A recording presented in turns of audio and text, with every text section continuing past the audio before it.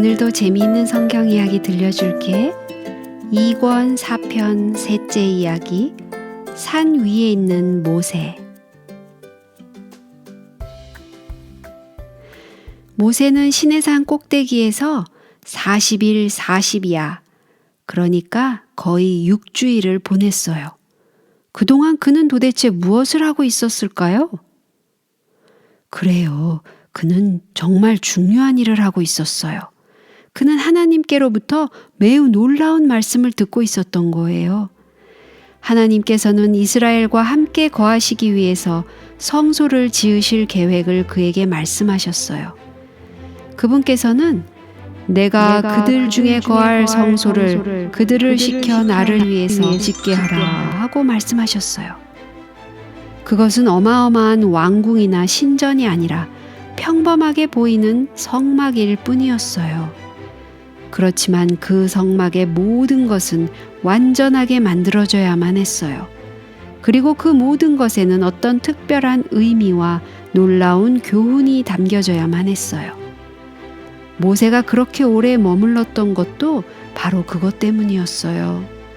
하나님께서는 성막이 완전하게 만들어질 수 있도록 하기 위해서 모든 것을 자세히 모세에게 말씀하셨어요. 그리고 모세는 아마도 그것을 모두 받아서 기록했을 거예요. 그렇지 않으면 그는 결코 그렇게 많은 것을 다 기억해낼 수 없었을 거예요. 그 성소는 하나님께서 거하시는 하늘에 있는 성소와 비슷해야만 했어요. 하나님께서는 모세에게 그런 웅장하고 영광스러운 성소를 지으라고 하신 것은 아니었어요. 그가 아무리 힘써봐야 그렇게 할 수도 없었을 거예요. 그러나 일반적인 계획은 따라야만 했어요. 이 땅의 성소는 작은 하늘 성소가 되어야만 했어요. 그리고 그 안에서 행해지는 봉사도 작게 줄이나마 하늘의 성소의 봉사를 따라야만 했어요. 하나님께서는 내가 네게 보이는 대로 장막의 식양과 그 기구의 식양을 따라 지을지니라 하고 말씀하셨어요. 물론 하나님께 집이 필요했던 것은 아니었어요. 그러나 그것은 백성들을 위하여 필요했어요. 그곳에서 그들은 더 많은 교훈을 하나님께로부터 배울 것이었어요. 그곳에서 그들은 하나님께서 얼마나 그들을 사랑하시며 그들의 구원을 위해 얼마나 큰 희생을 치르셨는지를 배울 것이었어요. 그곳에서 그들은 하나님께서 얼마나 죄를 미워하시며 어떻게 해야 그들이 죄를 씻고 하나님께서 원하시는 깨끗하고 의로운 백성이 되는지를 배우게 될 것이었어요.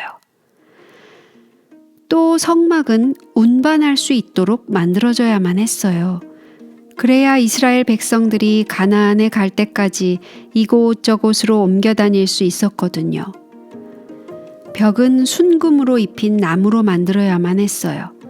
지붕은 4겹으로 만들어야 했는데 제일 안에는 파란색, 빨간색, 자주색으로 물들인 세마포하고 그 위에는 염소털, 그 위에는 붉은 물들인 수양의 가죽, 제일 바깥쪽은 물돼지의 가죽으로 만들어져야 했어요.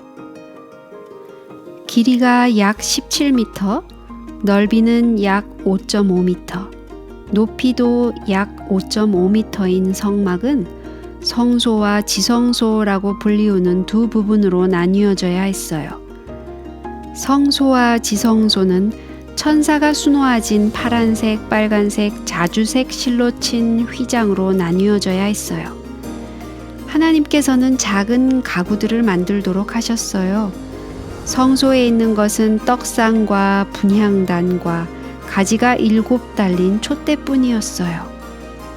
그 떡은 사람들에게 하나님께서 그들의 모든 필요를 채워주신다는 것과 생명의 떡이신 예수님을 생각나게 해줄 것이었어요.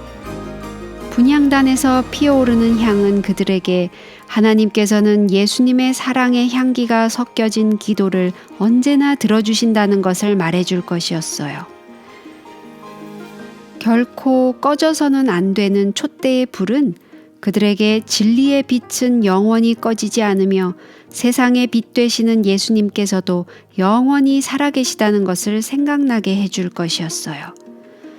모세는 지성소 안에다 순금을 입힌 조각목으로 만든 아름다운 법궤를 두고 그 속에 십계명이 새겨진 두 돌비를 넣어야 했어요.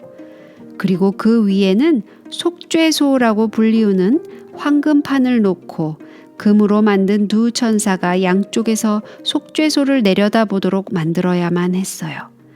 하나님께서는 바로 이곳에서 거룩한 빛 가운데 나타나실 것이었어요. 하나님께서 속죄소를 그곳에 두신 것은 참으로 아름다운 일이었어요.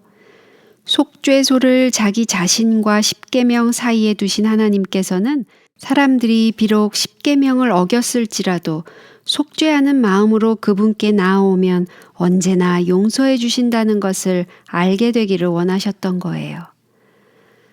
그때 하나님께서는 모세에게 성막에서 해야 할 봉사에 대한 것과 짐승들을 잡아서 제물로 드려야 하는 이유를 말씀해 주셨어요.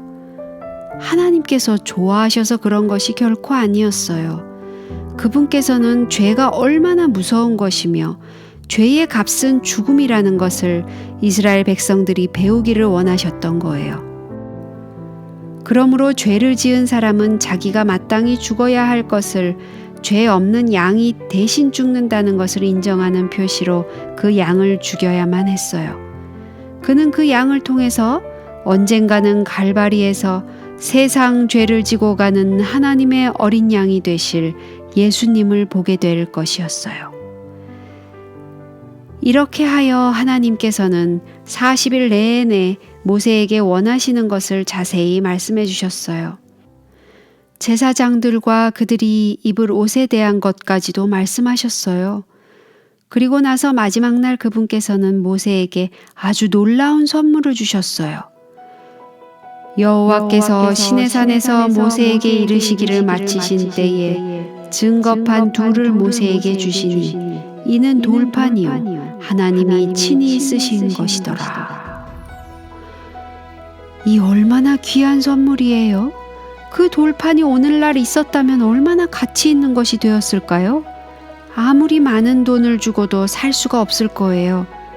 그 판은 하나님이 만드신 것이요 글자는 하나님이 쓰셔서 판에 새기신 것이더라. 모세는 돌비를 팔에 안고 그동안 일어났던 일들을 깊이 생각하면서 산을 내려왔어요.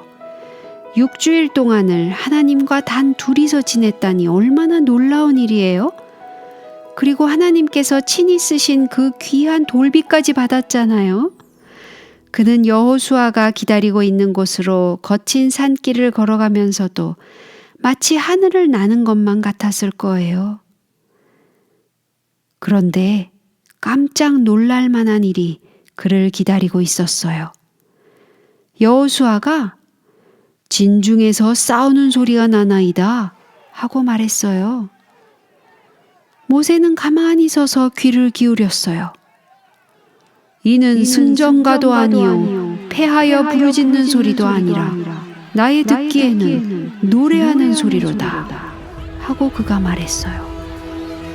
그들은 무슨 일이 일어났는가 하고 급히 내려왔어요.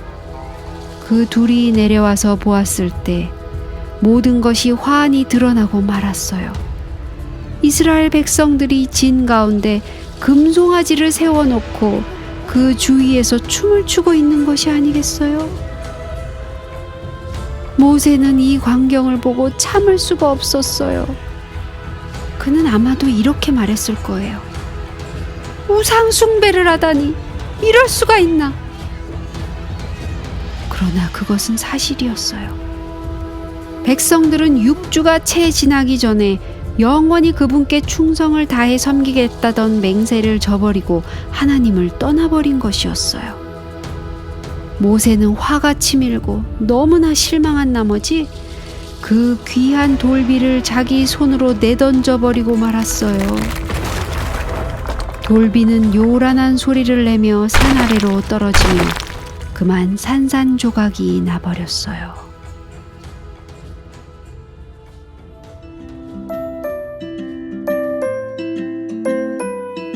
오늘 이야기는 여기까지야. 다음에 또 재미있는 성경 이야기 들려줄게. 안녕.